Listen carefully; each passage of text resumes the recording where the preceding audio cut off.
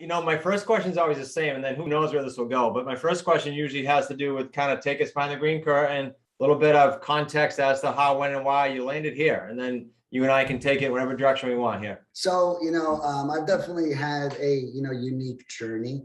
I was a restaurant. I started off in the restaurant industry, and I did that for 13 years. I would say that's really probably what, taught me everything that I know today, as far as training, communicating. I mean, if you could imagine 13 years at 70 hours a week of misbehaved employees, customers yelling at you, my emotional intelligence meter is through the roof. So that sounds like a boatload of fun. I tell you, I'll be honest with you. It was a lot of fun, and it was a lot of fun until it wasn't. And I remember year 13, I woke up, I turned 30 years old, and I was like, what the fuck happened to my 20s? I don't want to wake up one day and be 40, like I was terrified. And all my bosses, for lack of a better term, were assholes. So every single one of my bosses, I was like, I don't want to be this guy. I don't want to, I don't strive to be this overworked punk, for lack of a better term. And so then this is how it happened, for all of us trying to quit our career that maybe we're so good at, maybe we love it. And the truth is, I loved the restaurant industry for so long. It literally allowed me to fight through all of the crazy stuff, the people throwing up. I mean, you guys don't see this a lot, but people do poop out, miss the toilet very often, and there's not like, I don't have someone to call, right? You know what I mean? It's like, it's me, and as the manager, I often did that work myself because I was the highest paid person in the building. I didn't find it right to give that to the lowest paid person, and, I've always had that attitude. So anyways, 13 years later, I don't want to even say burnout is the word. I'm just like done. I'm just like a switch flipped. Nick's ready for something new. I've literally mastered restaurants. There wasn't a problem I hadn't solved 100 times after that. So then I gave myself a date. So for anyone who's like wondering how they can make a change, that's why this is good. Yeah. One thing that worked really well for me is I set a date, and it was actually one of my college employees that inspired me. And he was like, hey man, I graduate in August. I was like, August, huh? I was like, no, I think I graduate in August too. You know what? I'm quitting this place. This is what I told myself. I'm going to quit this place or get another job by August. I don't care which one it is, but if I don't have a job by August, I'm walking out. If I do have a job, I'm putting in a notice. That was my rule. This is a true story. So I told myself August. Now that calmed down my anxiety of how much I didn't want to work there anymore, because I now had an end date. I was like, Nick, just get to August. Okay. However, on February 28th, one of my bosses did something that really pissed me off. And he scheduled me 90 hours a week for 6 weeks straight. I protested, and then they said that they would fix it. I came up to work the next day. It wasn't fixed. I walked out 6 months early. And honestly, as another little story of things that we don't realize are happening to us in our careers that maybe are poisoning us. I had severe stomach pain. And one of the reasons why I walked out was I was actually just going to go to the hospital. I've been working so much. You don't always have time when you work that much and you need it the next day and you need it for 80 hours the next week. Sometimes you don't even want to go to the hospital for things because you can't even be out of commission, And so I remember I was like, you know what? It was like one of my excuses to walk out. I'm going to go to the emergency room. My stomach's killing me and I'm done dealing with this pain. I'm out of here. The day I quit that job, my stomach pain went away and it never came back. I believe it. And previous to that day, this is a true story, Chris. Previous to that day, if you would have asked me that your environment can cause physical pain on you, I would have said no. Yeah. If you would have said, if you're stressed out, that can literally physically hurt you. Literally before that day, 30 years old, I would have said, no, it wouldn't hurt you. But from that day moving forward, like my whole life changed. And I finally quit that job. And then I sat unemployed for 9 weeks.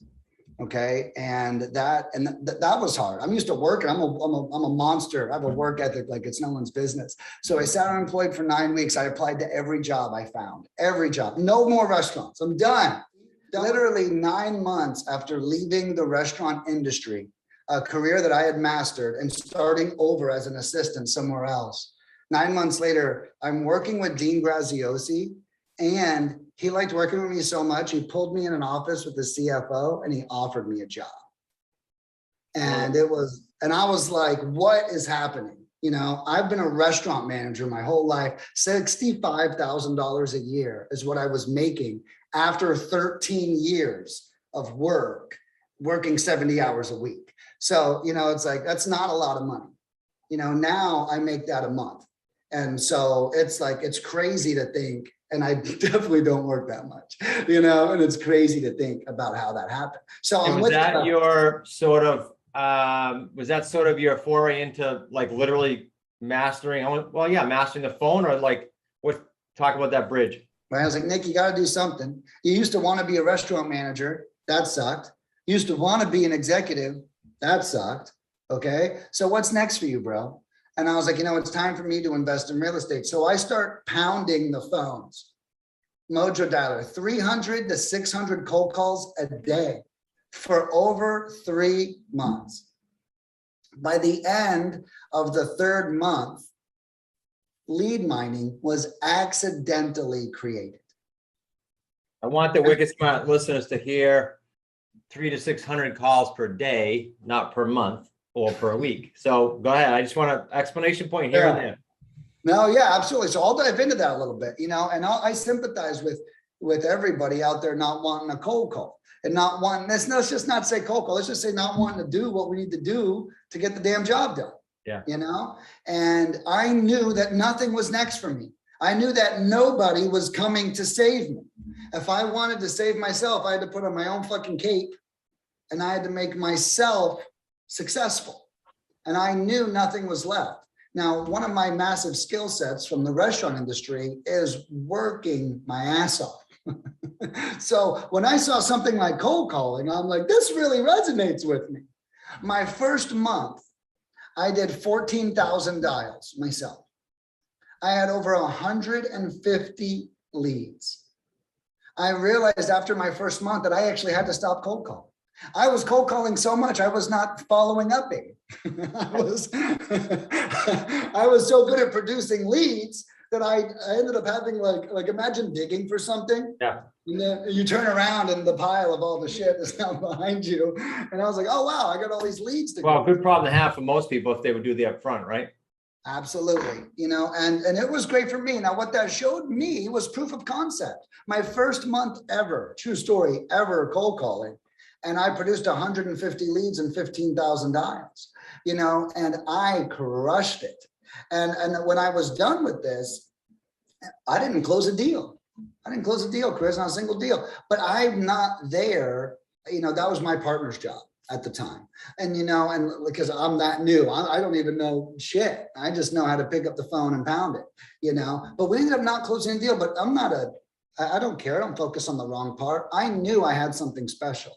I knew as bad as I sucked and as good as I did, that I could scale.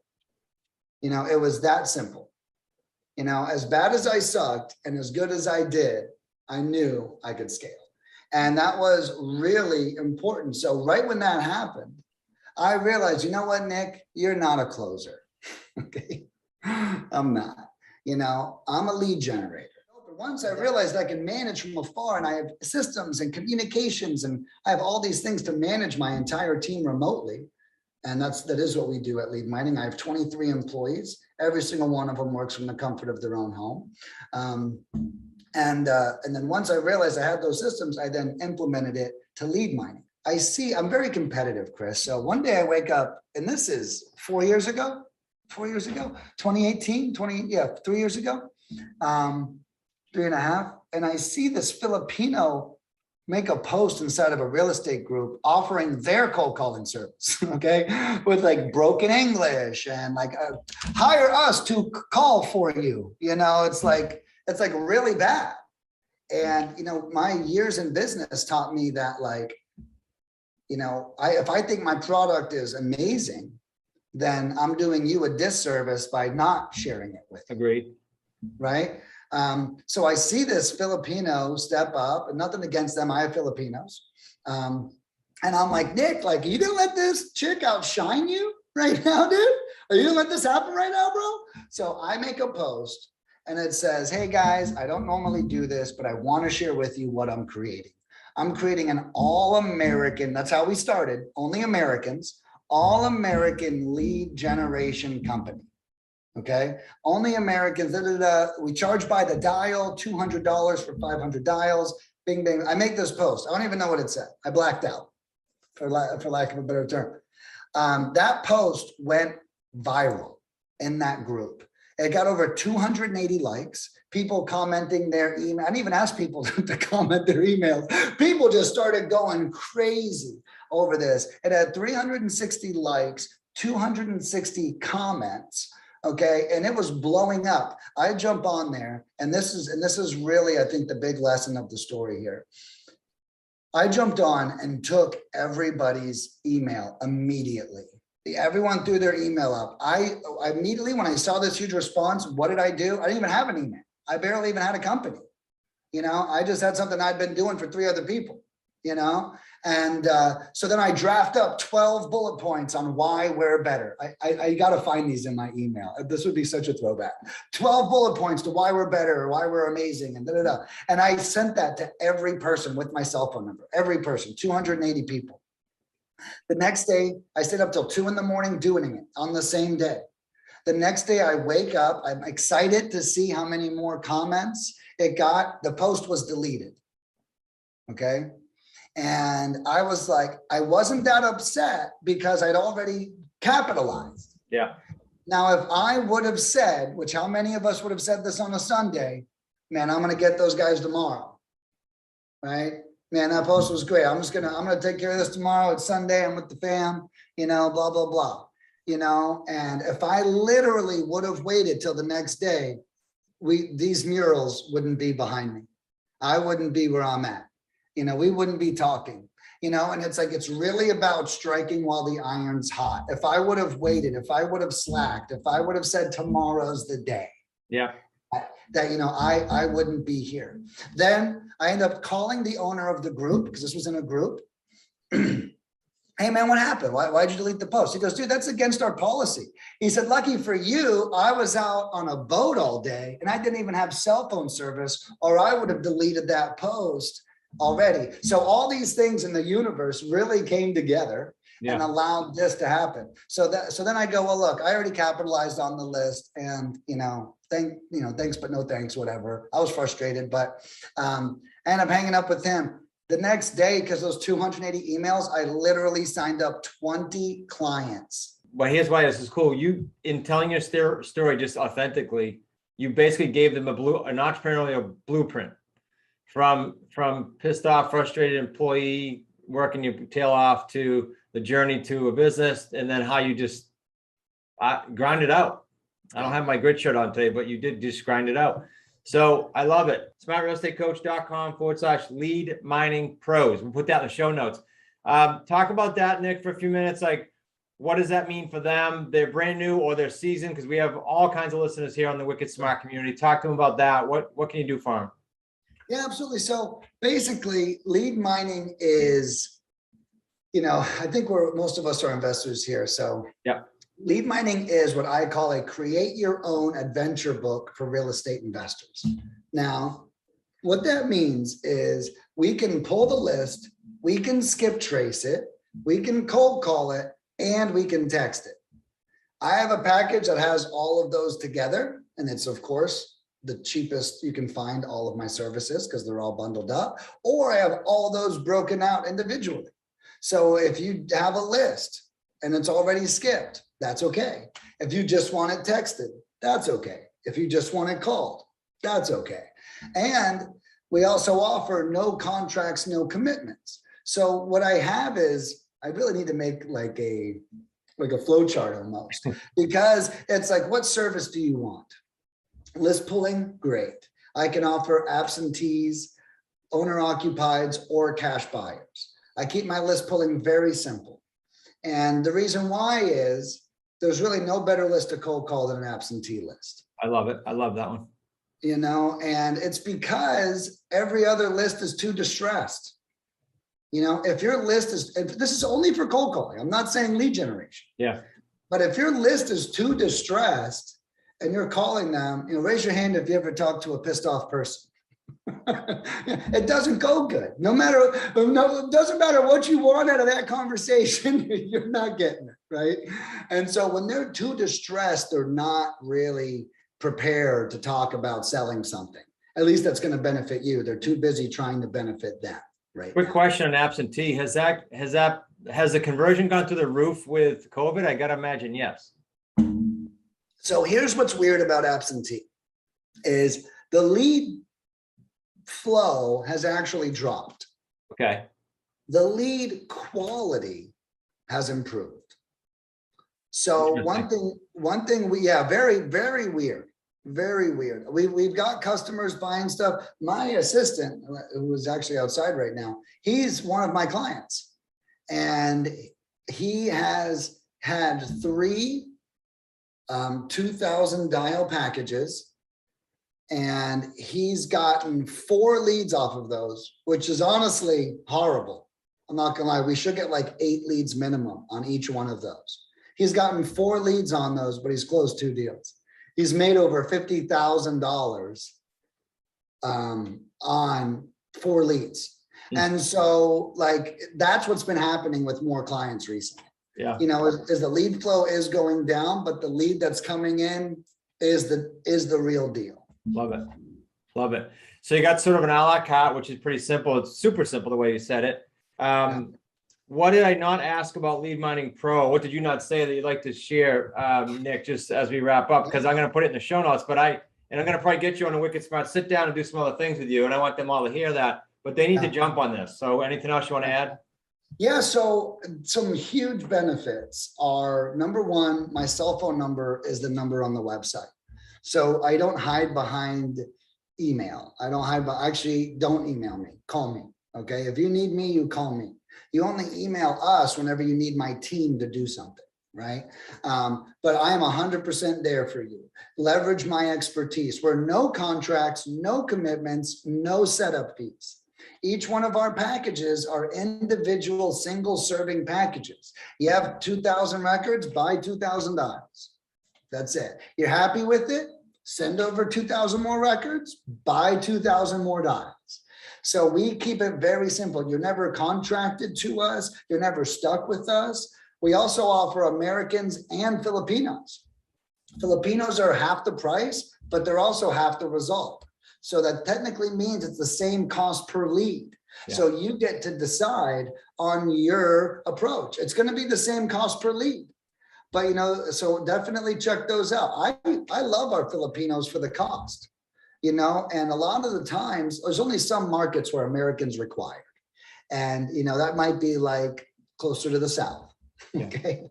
You know, and those are like the only markets. Everywhere else, I highly recommend throwing in a Filipino first, seeing the results, and then just knowing that the Americans could be better if you wanted it to be. You might still close a deal, spend half as much, and then still be happy. So I offer Filipinos, Americans, no contracts, no commitments, no hidden fees, and I'm here for you. So we do a couple of things. Number one, we text message your KPIs the very next day. So if we dial today, you get a text tomorrow morning. How many dials we made, how many people picked up the phone, and how many leads we generated. Nice. At any point, you can screenshot that text message and text me and say, Nick, what do you think of these stats? Is everything looking in line? If you have any bit of confusion or curiosity, let my expertise guide you.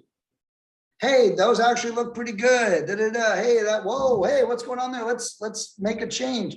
You know, we don't normally have any issues unless someone brings an outside skip trace or an outside list. Now, I actually like it when people bring their lists, but the people that have bad luck are the ones that don't know what kind of list it is. That actually happens. People will pay me $500 to $1,000 to cold call a list. We won't get good results. And then I'll say, well, what kind of list was it? And they say, I don't know. And I'm like, why did you pay me $500 to call a list that you don't know? So, so those are sometimes, and like Fiverr skip tracing. When someone uses Fiverr or Mojo, what's another bad one that comes up? But you know, definitely those two, Fiverr or Mojo, or they found some guy. Those are the only times we really normally have, hey, stop the campaign, we need to make an adjustment. But otherwise, I do offer that service. Any confusion, any questions you have, I'm just a phone call away at any time. So I think that's probably one of the biggest benefits is you get to leverage my expertise alongside your non-contractual campaign. I love it. I was going to ask, what are some of the mistakes? You just name one without me asking. What are any other mistakes that you see people make that you say, hey, if you're going to come to lead mining, don't do this? One of them is that. Anything else you can think of? You know, I can share a couple mistakes in general. You know, number one is if you're calling people yourself, don't address them by name. You know, address them by their address. Hey, I'm looking for the owner of 123 Sycamore Street. And the reason why is it could be the right person and the wrong name. And that could be more common than you know. Yeah. So a lot of people out there, they go, hey, I don't get those good results. How do you do it? And I can already tell they're probably doing 5 things wrong in their operations. Yeah. You know, when using us, some things you can do right is when we send you a lead, you need to call them within 15 minutes of receiving it. You know, you need to get them on the phone for yourself. You cannot just leverage us. You know, a lot of people, just like I said about the post I made in the group, I'll get it tomorrow. Okay, no, you won't. And they won't. They're not there tomorrow. We just got off the phone with them. You need to call them. You know, it's really that simple. So being an attentive investor, respecting everything. So when you hire us, you're going to blow up. We're going to outbound cold call, and we put your phone number on our outbound dials, which means that about 5 to 10% of people call back. So your phone is going to be like, you're going to be getting text messages like, hey, can I call you later? And it's not you calling. All right, hey, you just called me. So now we're just outbound. We don't handle inbound. But that is, our customers have that opportunity to sometimes double their leads by answering those inbound calls. They can actually, I have scripts for that and everything. But so, you know, I think a lot of people, and it's okay if you don't, we call everyone that doesn't answer up to 3 times. So you're still covered. But let's be real here. We're trying to make some money. Okay. And if the answer of you, if the situation of you answering a phone call that came in and you say 3 sentences and get a lead on the phone, then that's still a lead. That's still from my service. Right. Yeah. And so we do, my phone's blowing up right now. All this phone talk's got the universe bringing in. I just got like 3 phone calls. But so like to really make sure that we are there, that we are doing the damn thing. You know, this is not a part-time sport, even if your life requires it to be, because that one call you didn't take, that one call you didn't make is the one call you needed to. And, you know, I was talking to a buddy the other day and he says, Nick, it's funny how we don't always leave a lot of room for success. And what he was alluding to was exactly what I'm talking about right now, which is at the end of the day, when we're tired and we've got the bourbon poured and we're trying to relax and that phone call comes in, that's actually the phone call that we need to take. But we tell ourselves that we've earned, I had such a good day, I did so much, you know, I'll take this tomorrow. You know, we don't leave room for success. Maybe we're so frazzled by the day that one more call, we just can't handle it. But, you know, I just want to share with you guys that push, that drive is the blockage, right? That Love issue, as soon as you overcome that, you're going to get that breakthrough. Again, a lot of grit and a lot of entrepreneurial stuff in this whole chat. I love it, Nick. One more question actually just came to mind. So there's different niches, obviously, listening in our community, right? We do terms, other people do wholesale, whatever. So do your callers accommodate? Doesn't really matter what niche they're in?